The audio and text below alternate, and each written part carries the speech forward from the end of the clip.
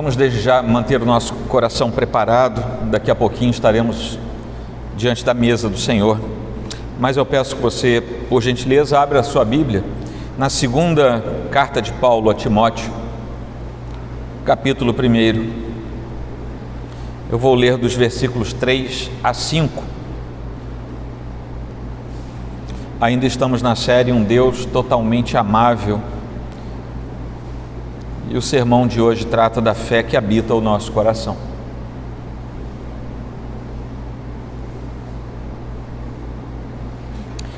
Diz assim o texto: Dou graças a Deus, a quem desde os meus antepassados sirvo com consciência pura, porque sem cessar me lembro de ti nas minhas orações noite e dia. Lembrado das tuas lágrimas, estou ansioso por ver-te, para que eu transborde de alegria, pela recordação que guardo de tua fé sem fingimento, a mesma que primeiramente habitou em tua avó Lóide e em tua mãe Eunice, e estou certo de que também em ti. Senhor, obrigado por tua palavra, por esse trecho que lemos, e obrigado pela liberdade de expormos a tua Escritura nesta noite. Que o Senhor fale ao nosso coração, abra os nossos olhos espirituais e nos permita crescer em ti. Que não sejamos apenas absorvedores de uma teologia, mas que sejamos praticantes de uma fé saudável no Senhor. Em nome de Jesus Cristo. Amém. Bom, meus irmãos, a segunda carta que Paulo escreveu a Timóteo traz um assunto central, e o assunto central dessa carta é a participação, é um convite à participação nos sofrimentos do Evangelho.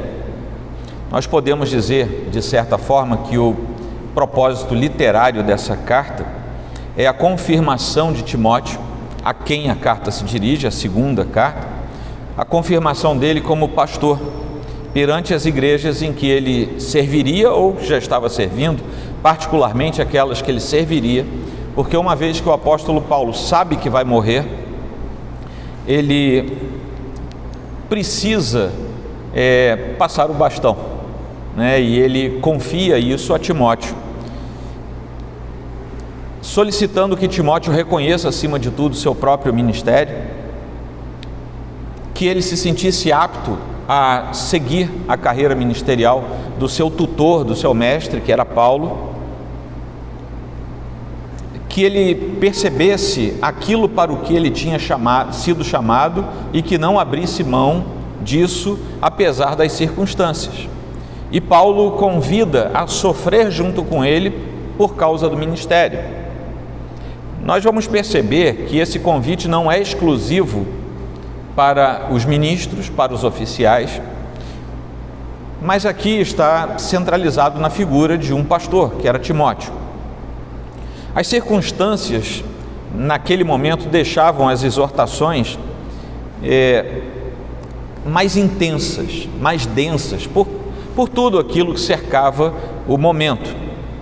Porque Paulo sabia que ele tinha pouco tempo de vida, ele já estava indo para a morte, ele teria diante de si uma morte que ele sabia que não... Aliás, nenhuma morte deve ser agradável, né? Mas tem aquela que você dorme e não acorda, né? Maravilha é o sonho de todo mortal, né?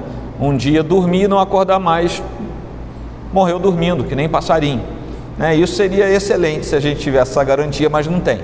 E Paulo sabia que ele estava condenado a ser morto, o que não era agradável, mas ele estava tranquilo indo em direção a essa morte por causa do testemunho do Evangelho que estava centrado no seu coração e em toda a sua vida.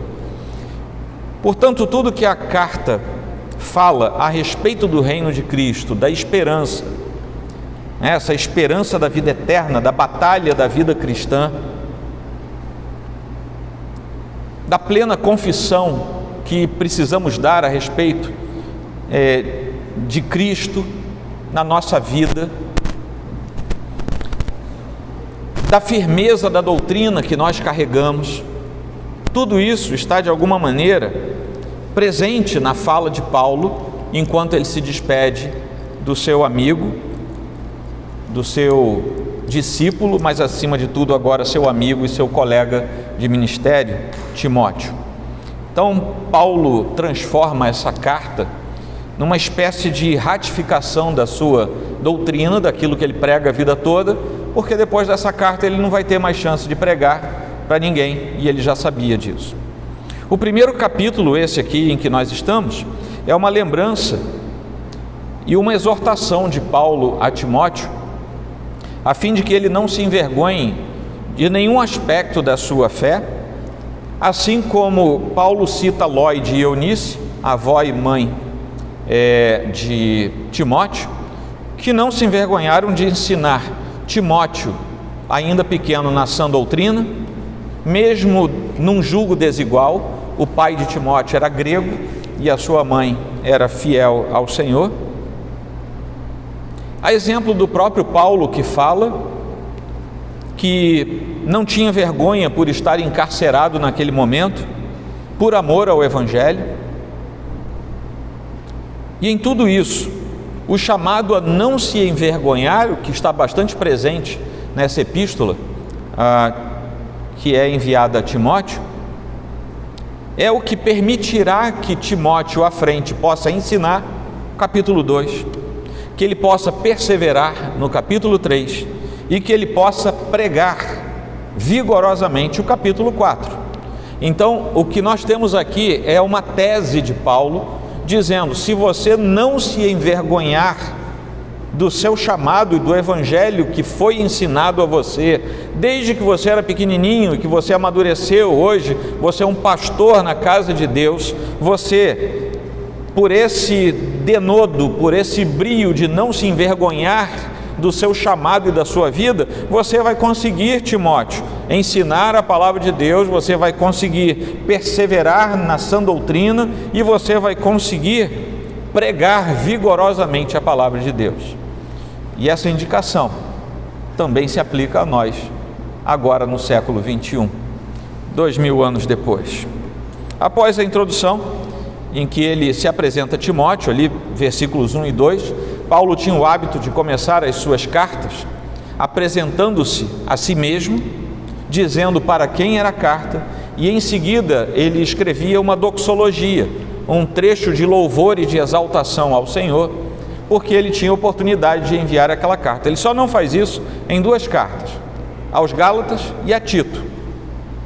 Aos Gálatas, a Tito eu não saberia dizer exatamente porquê, mas aos Gálatas é porque ele escreve aquela carta profundamente irado com o que estava acontecendo na igreja da Galácia, nas igrejas da região da Galácia. Eu acho que ele estava meio na carne, sabe, quando ele vai escrever aquilo ali, e ele tinha vontade de voar na jugular do pessoal da igreja da Galácia, e ele já começa descendo a sola no pessoal lá na epístola aos Gálatas.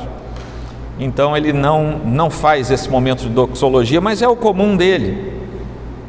É preciso nos lembrarmos ainda que mesmo com palavras tão agradáveis no começo dessa epístola, Paulo estava preso.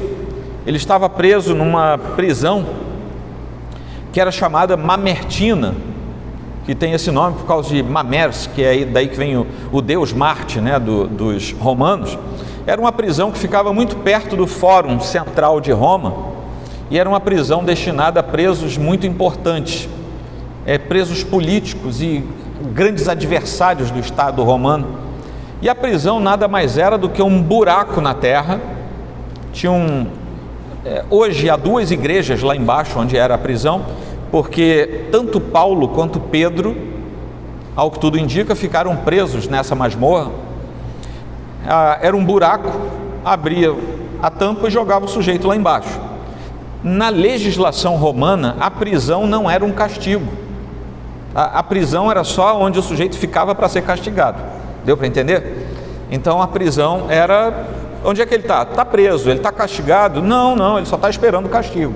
Daí às vezes o sujeito ficava 15 anos lá só esperando o castigo. Leis diferentes, né? O pessoal da área do direito aí que importou o direito romano, ainda bem que isso não veio junto, né? Senão a coisa era pior do que está hoje. Mas qual era a grande dificuldade daquela prisão? É que ela era profundamente úmida, porque o sujeito caía lá embaixo, e essa prisão até hoje dá para ver lá, se você puser lá naquele buscador famoso, você vai ver isso. Quando você caía no buraco, você caía do lado do esgoto. O esgoto passava e você ficava do lado do esgoto, com tudo aquilo que você pode imaginar que haja no esgoto, e você ficava ali. E dizem os autores seculares do primeiro e segundo século, que alguns deles, que a grande sorte que um preso que estivesse na masmorra mamertina podia dar, era se ele morresse logo, ou morresse porque caía, se machucava, inflamava alguma coisa, e ele morria, ou morria de fome. A sorte dele era se ele morresse logo, tamanha era a desgraça. Aí você entende por que Paulo fala: Timóteo, por favor, vem antes do inverno, no final dessa carta, e traz a minha capa. Por quê? Porque ele estava nessa posição insalubre, no meio de umidade de esgoto. Era assim que Paulo estava, e era absolutamente ruim. Mas em meio a isso, nessas terríveis condições em que Paulo estava esperando a morte, ele não tem uma só palavra de reclamação.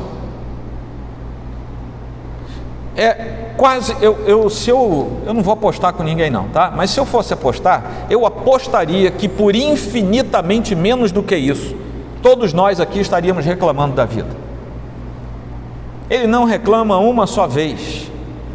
Pelo contrário, ele tem palavras de gratidão a Deus, porque se ele está preso para ir direto ao cadafalso para ser morto naquele momento, ele teve uma vida anterior em que ele pôde ser porta-voz da mensagem do Evangelho, e isso era suficiente para Paulo, para que naquele momento ele fosse grato ao Senhor.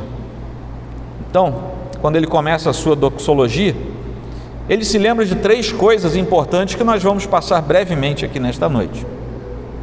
Ele se lembra do próprio Timóteo, seu filho na fé. Ele se lembra das lágrimas de Timóteo, e ele se lembra da fé de Timóteo, e que ao final da nossa vida, quem sabe nós possamos ser lembrados por coisas semelhantes. No versículo 3, dou graças a Deus, a quem desde os meus antepassados sirvo com consciência pura, porque sem cessar me lembro de ti nas minhas orações noite e dia. Paulo faz aqui uma ponte de sua autoridade com Deus dos seus antepassados. Ou seja, nesse discurso de Paulo, Deus é aquele que acompanha as gerações anteriores, nossos pais, nossos avós, nossos antecessores, o que quer dizer que não é algo que surge do nada. Deus não aparece do nada na história da redenção, Deus já estava lá. E Paulo, ao fazer a menção do Deus dos seus pais, dos seus antepassados, ele está fazendo uma conexão entre as alianças, a antiga e a nova. E ele está dizendo: o nosso Deus, a quem nós servimos, ele é eterno, ele já estava lá, porque quando nossos antepassados foram chamados, já foram chamados por ele já estava. E eu, Timóteo, eu me lembro de você com base nesse Deus que é dos nossos pais. Ele já era antes, e eu vou me encontrar com ele, porque ele também é depois. E com isso, Paulo nos traz à mente, e traz também ao coração de Timóteo, a atemporalidade do Deus da Escritura, que preza em nos conduzir no tempo e no espaço para a sua própria realidade, em que nós estaremos diante dele, depois do alfa e depois do ômega, por causa da cruz, estaremos na eternidade ao lado de Deus. É esse Deus que é ressaltado aqui. Esse mesmo Deus é fiel e amoroso o suficiente para que ele, o apóstolo, se sinta confortável em reconhecer e em declarar publicamente que vai até o final de tudo. Por causa dele, por causa desse Deus, e não por causa das circunstâncias. E é por causa dele que ele tem o vigor para se manter fiel diante de Deus. Paulo diz também que está com a consciência pura, ou seja, consciência purificada. Numa declaração clara de um encontro com Deus, porque todo aquele que tem um encontro verdadeiro com Deus, ele tem a sua própria consciência trabalhada na presença do Senhor, e o Espírito de Deus move o nosso interior e nos muda por dentro. Essa expressão seria mais bem traduzida se fosse assim: sirvo com consciência não hipócrita, porque essa é a ideia do texto original, uma consciência não hipócrita. Você sabe o que é hipocrisia, não sabe? Agora você imagina uma consciência que não tem hipocrisia. É isso que Paulo está dizendo. Eu estou aqui servindo a Deus, a esse Deus dos nossos antepassados, e por causa dele eu fui encontrado por Cristo, e por causa disso eu tenho uma fé que eu professo, e por causa disso eu preguei pessoas como você, Timóteo, e por causa disso eu não tenho problema em ser derramado como libação, porque eu estou indo para junto dele.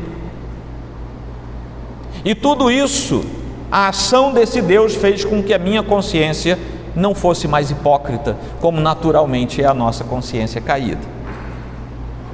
Paulo diz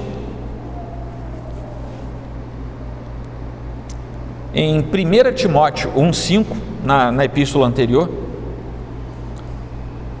a ordem de mudança é o amor, que procede de coração puro, e de consciência boa, e de fé sem hipocrisia.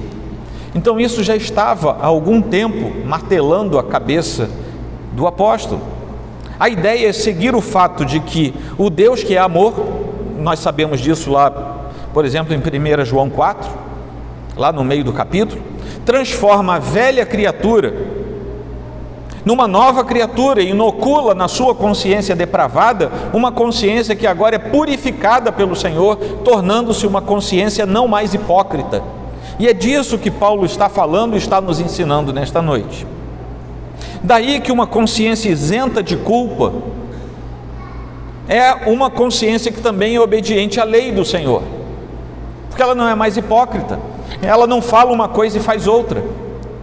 Ela não promove caminhos dúbios, porque ela não é hipócrita, ela é pura.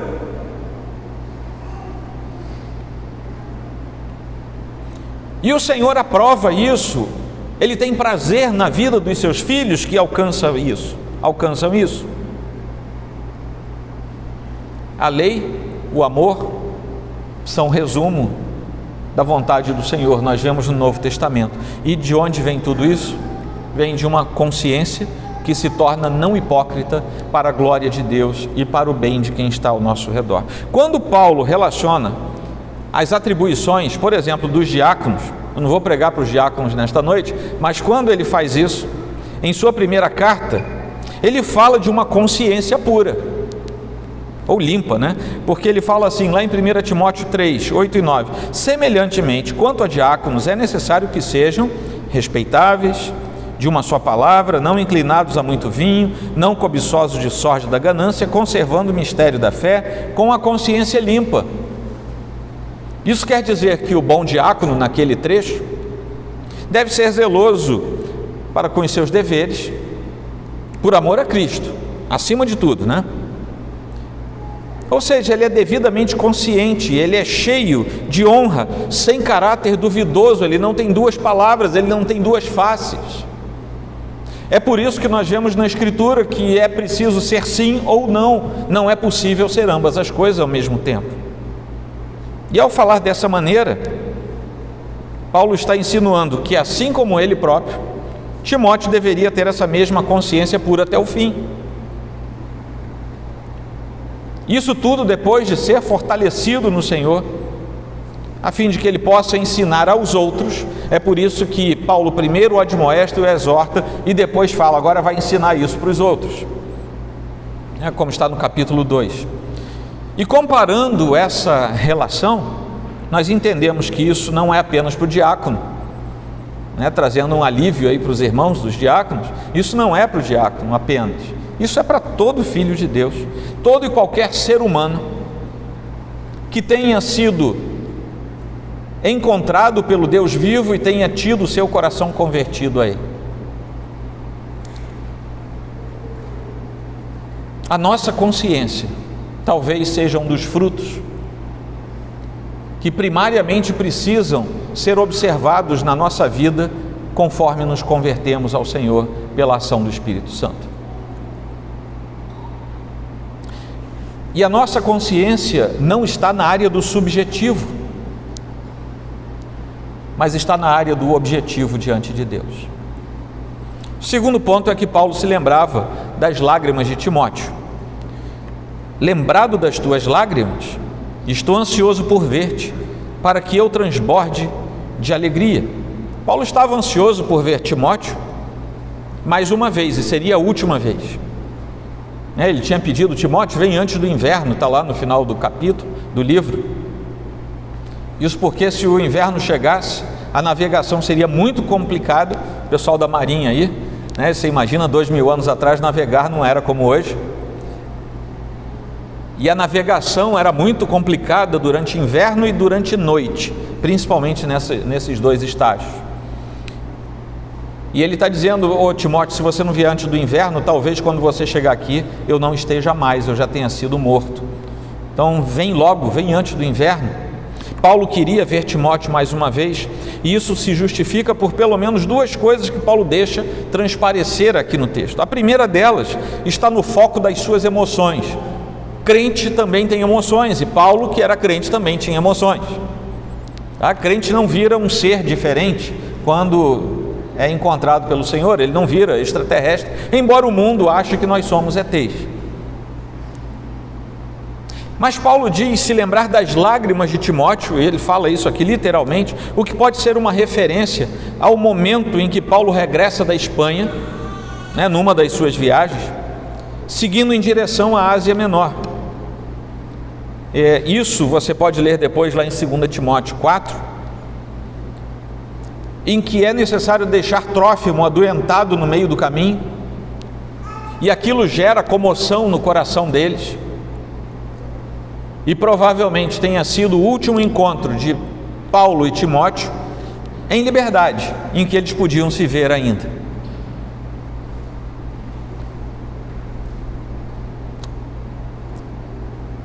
Espero, porém, no Senhor Jesus mandar-vos Timóteo o mais breve possível.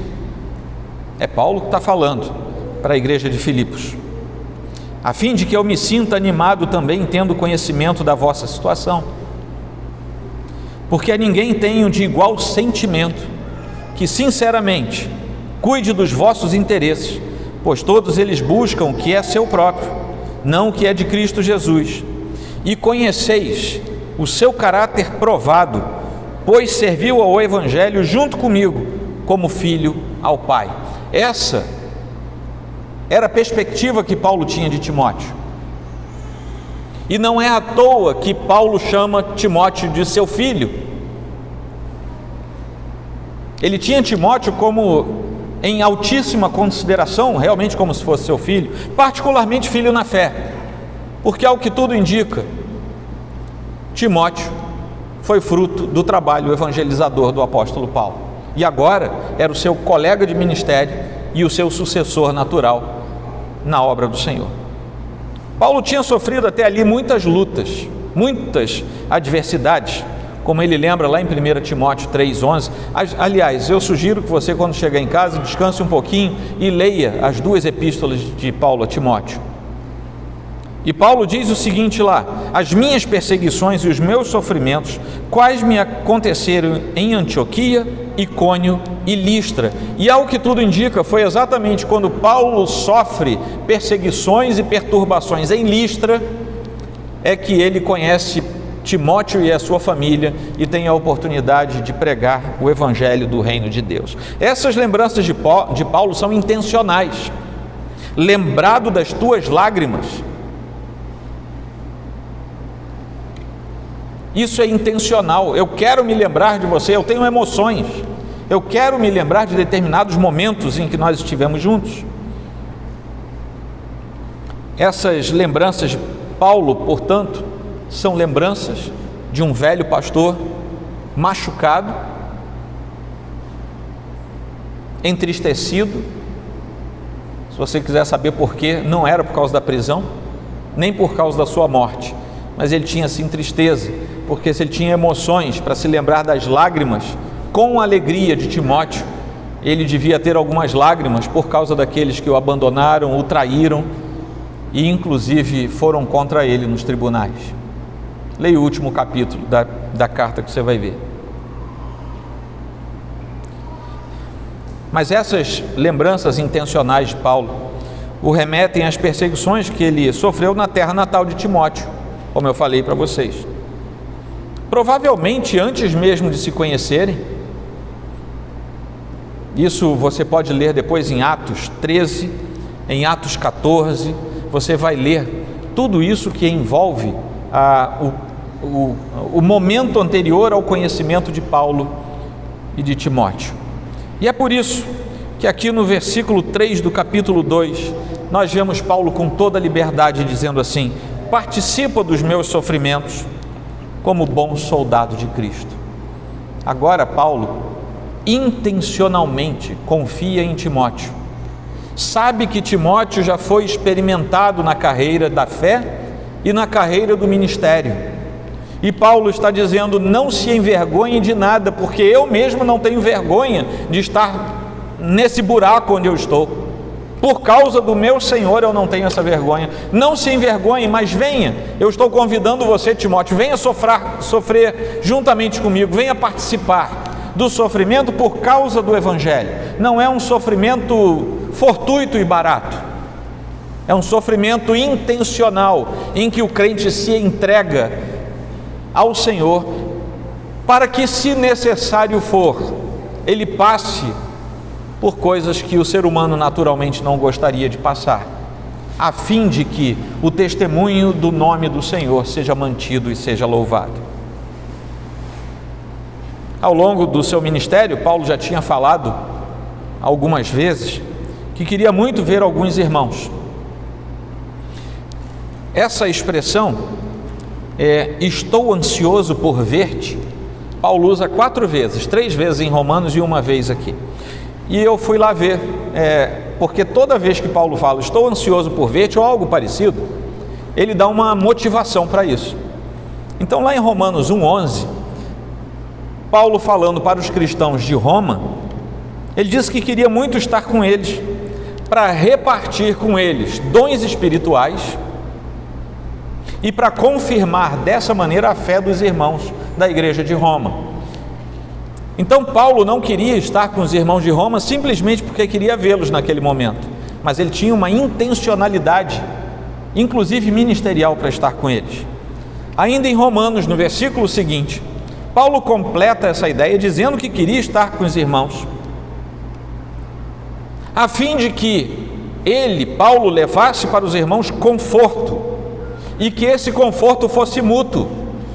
Então Paulo está dizendo aqui: irmãos, vocês aí da igreja de Roma, eu estou ansioso por ver vocês, porque eu quero repartir com vocês os dons que Deus tem me dado, e eu quero que com isso a fé de vocês seja confirmada. E tem mais uma coisa, quando estivermos juntos, eu quero ansiosamente estar com vocês, para que nós possamos nos confortar mutuamente.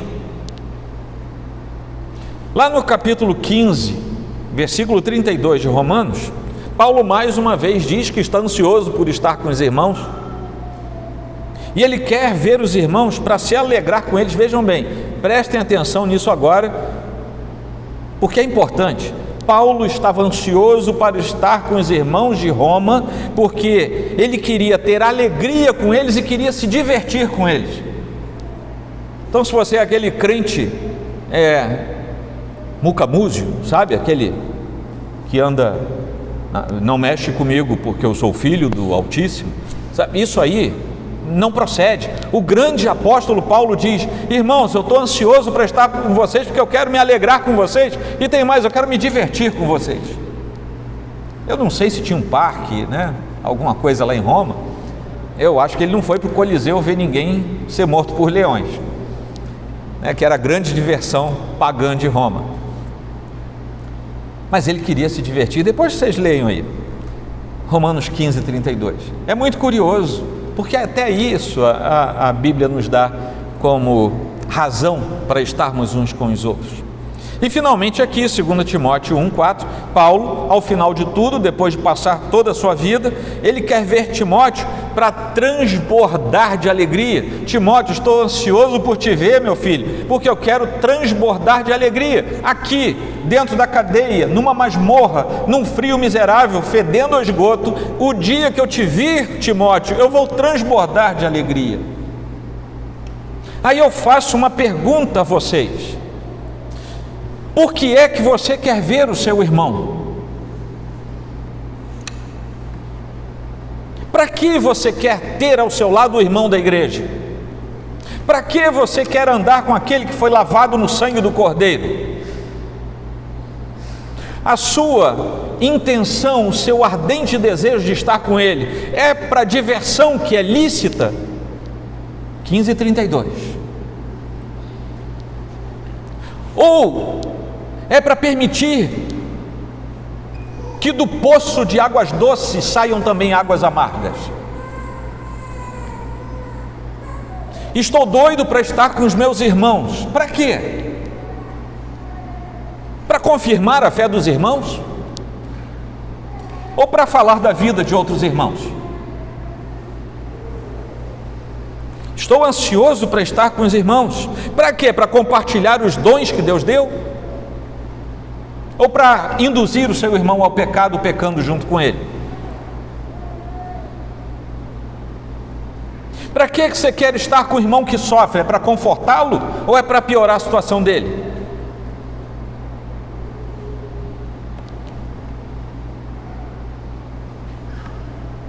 Você quer estar com os irmãos para se alegrar com eles, para transbordar de alegria com eles, ou para fazê-los profundamente entristecidos?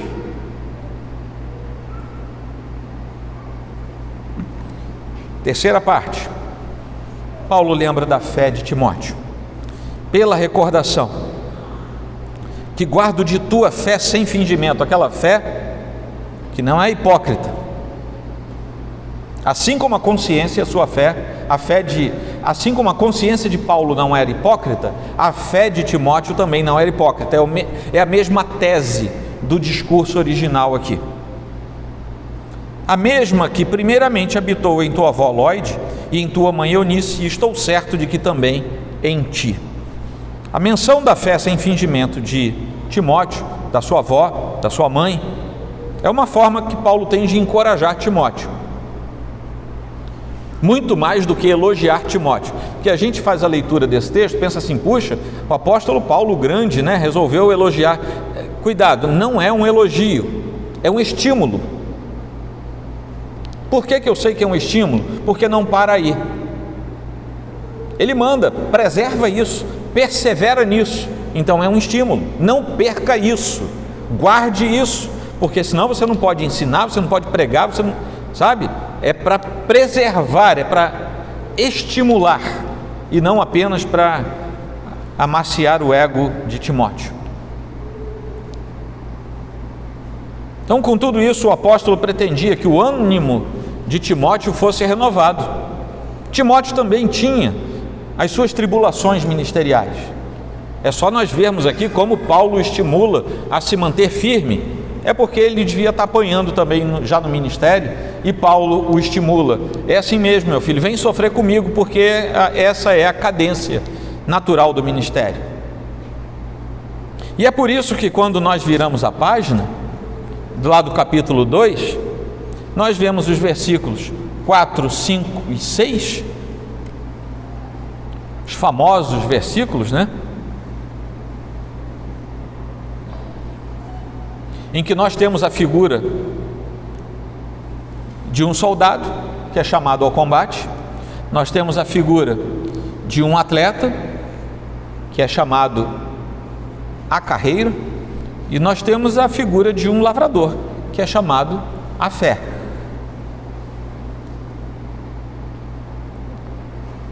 Tudo isso valia a pena, conforme Paulo escrevia a Timóteo, mesmo que ele fosse considerado um criminoso pelos homens, era por isso que ele estava na cadeia.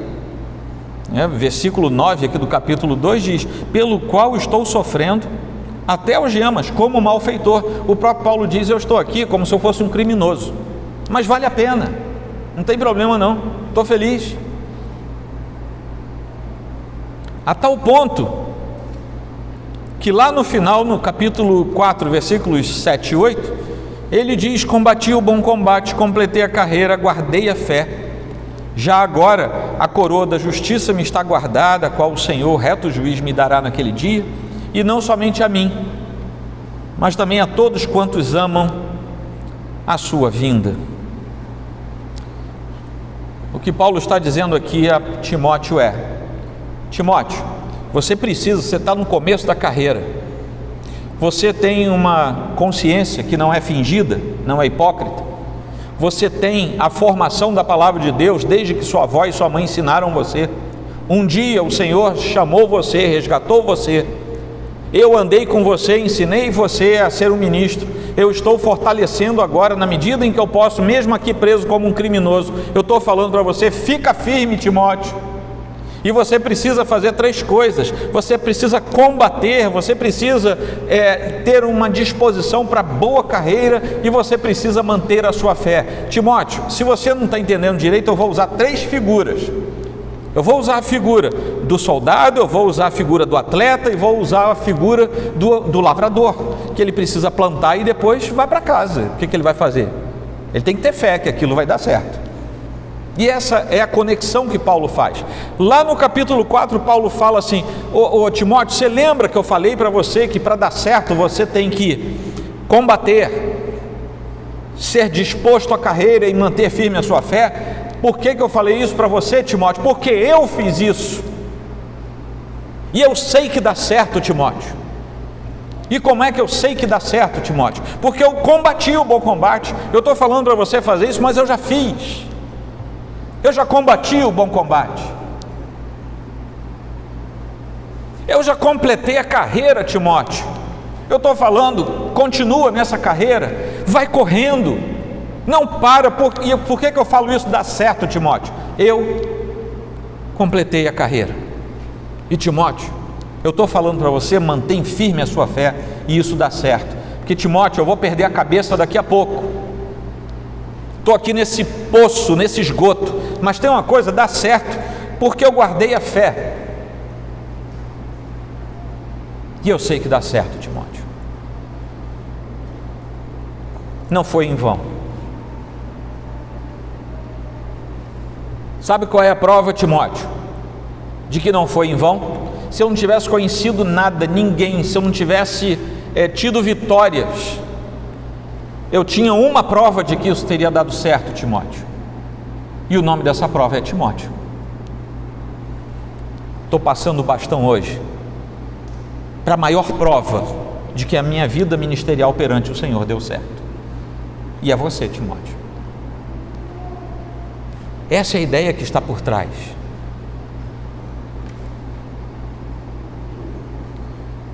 Lá no capítulo 4, Paulo diz assim: conjuro-te perante Deus e Cristo Jesus, que há de julgar vivos e mortos. Paulo está dizendo assim: Timóteo, há um justo juiz, e que vai julgar tanto os vivos quanto os mortos. E eu estou te chamando agora, diante desse juiz, mediante juramento. Ele está usando aqui linguagem jurídica romana, para explicar para Timóteo o que ele queria que Timóteo fizesse. Faz tudo o que você tem que fazer, prega a palavra, insta, mantém firme, tempo e fora de tempo, fica firme, vai nessa. E Timóteo, eu estou preso como criminoso, 2:9, mas eu estou preso como criminoso perante os homens. Mas lembra, Timóteo, que eu chamei você para você vir sob juramento perante aquele que julga vivos e mortos. Versículo 8: já agora a coroa da justiça me está guardada, a qual o Senhor, que é reto juiz. Timóteo, ele não é juiz de toga da cidade romana, ele não é o juiz de toga do Senado representando o Império Romano. Ele é Deus, o reto juiz, perante o qual eu estarei daqui a pouco. E se o ser humano disse que eu sou um criminoso e me botou aqui nessa masmorra mamertina, Timóteo, eu te digo uma coisa, ele que é o justo juiz, por causa da perseverança da fé e de uma consciência não hipócrita diante de Deus, ele tem para mim uma coroa, que nem se eu corresse de novo como atleta eu ganharia. Eles ganhavam a coroa de louro. E nem se eu combatesse fisicamente uma outra guerra, os despojos que eram levados, e nem se eu semeasse tudo de novo, o fruto da semeadura, eu ganharia uma coroa como a que o reto juiz vai me dar. Então, Timóteo, vale a pena. Fica firme, vale a pena. E essas são as palavras finais de Paulo, porque depois é despedida, ele tem uma voz de lamento ao final, uma voz de despedida, mas o recado tinha sido dado a Timóteo. E vamos aplicar para a nossa vida.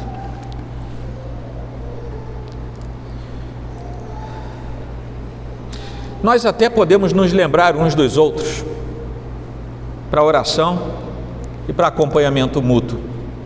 Se formos fiéis ao Senhor, nós vamos fazer isso. O Senhor manda que façamos.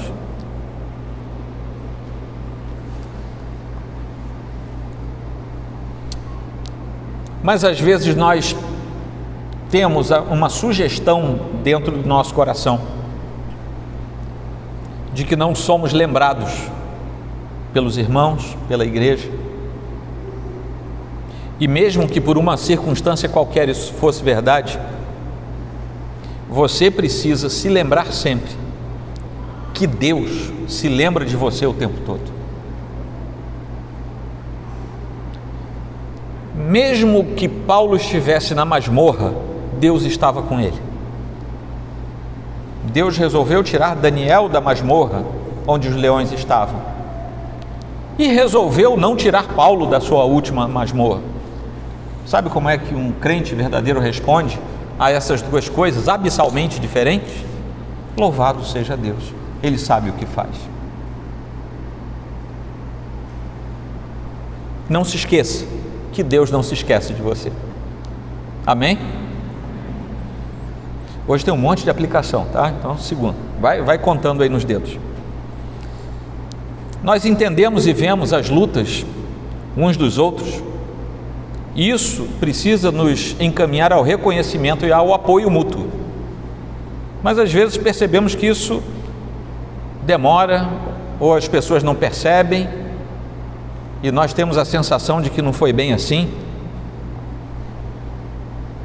Mantenha firme em sua mente o fato, o axioma escriturístico de que Deus não se esquece das lutas que você trava nesta vida. Deus está com você enquanto você está lutando. Amém? Terceiro, quando você olha para os lados aí no banco da igreja, ou você se lembra de um irmão, de uma irmã, você pode até não perceber a profundidade da fé dos seus irmãos. Mas a nossa fé é lembrada, acima de tudo, por aquele que nos deu fé. Nós não medimos a fé uns dos outros, mas Deus conhece qual é a sua fé. Então não se esqueça que Deus não se esquece da fé que há no seu coração. Amém? Está guardando tudo que eu falei? Se eu fizer uma prova oral aqui, você vai responder, né? Isso são afirmativas que eu fiz. Agora tem uma reflexão geral para nós em cima disso. Porque tanto Paulo quanto Timóteo chegaram ao fim da sua vida com essas características porque eles conheciam Deus como Salvador, através da obra de Cristo Jesus.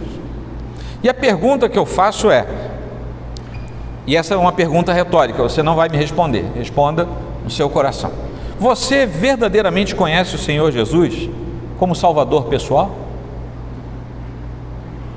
Seja você alguém que entra pela primeira vez numa igreja ou alguém que tem 30, 40, 50 anos de igreja, não importa. A pergunta é: você conhece o Senhor Jesus como seu Salvador único e pessoal? E aí você tem duas alternativas. Porque talvez você tenha sido criado ouvindo a palavra de Deus, como Timóteo foi criado ouvindo a palavra de Deus, mas ainda não houve o despertamento da salvação. Essa é uma possibilidade. A segunda: talvez você nunca tenha se preocupado com isso na sua vida, mas ouviu a palavra de Deus, e aquilo retiniu nos seus ouvidos, e assim como Paulo, eu gostaria de dizer que você está diante da morte. Todo ser humano nasce e começa uma contagem regressiva até o dia da sua morte. E aí a pergunta que vem depois é: o que vem depois para a sua alma? Essa é uma reflexão geral que nós fazemos. Mas há uma reflexão particular que eu gostaria de compartilhar com vocês, e aqui já vamos para o encerramento. Você tem uma fé sincera, uma fé não hipócrita? Essa é a fé que está no seu coração? Porque para responder afirmativamente, você precisa de 3 coisas. Você precisa não se afastar da raiz daquilo que aprendeu de seus pastores e de sua família piedosa. Vamos lembrar de Timóteo? Você precisa não se afastar desses princípios. Segunda coisa, você precisa não negligenciar a Escritura, com leitura e meditação. É nessa mesma epístola que Paulo fala a respeito da Escritura. Toda a Escritura é inspirada por Deus. Vai estudar, ô Timóteo, se apega à palavra de Deus. E a terceira coisa é que você precisa produzir boa obra, não a boa obra humana, mas a boa obra de Deus. Obviamente, se você produzir a boa obra de Deus, você também vai produzir a boa obra humana, mas ela é em consequência da primeira e não ao contrário. Então eu vou repetir a pergunta: você tem uma fé sincera, não hipócrita?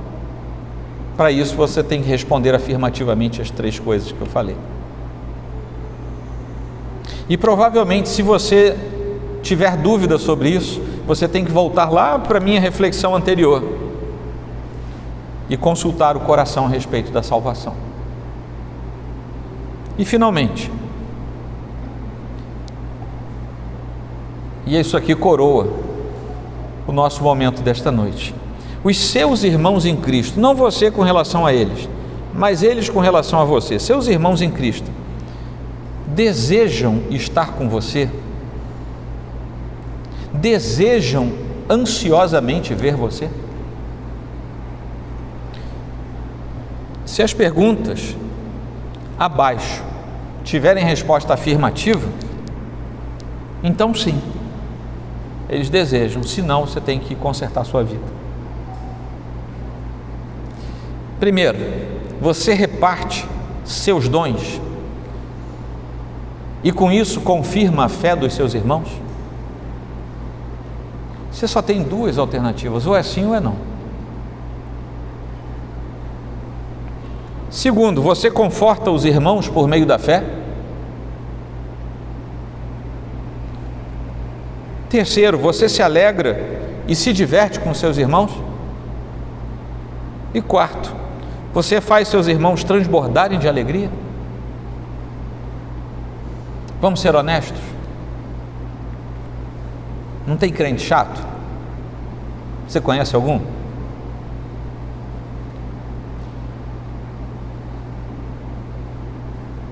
Provavelmente. Estamos falando até de um irmão em Cristo que precisa rever os seus conceitos.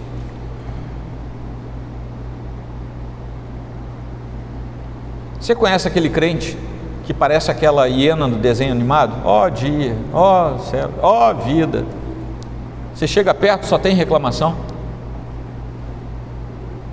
Provavelmente é um irmão em Cristo, mas precisa rever conceitos.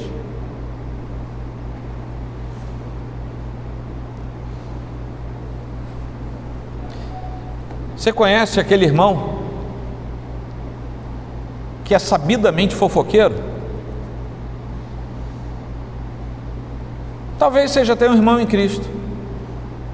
Eu nem falei provavelmente, falei talvez, né? Seja um irmão em Cristo que precisa muito rever seus conceitos.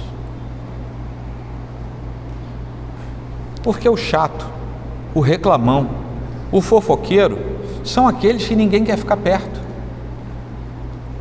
Se alguém faz fofoca para você, de alguém, vai fazer fofoca para alguém de você. Sabe? Esse é o estigma do fofoqueiro.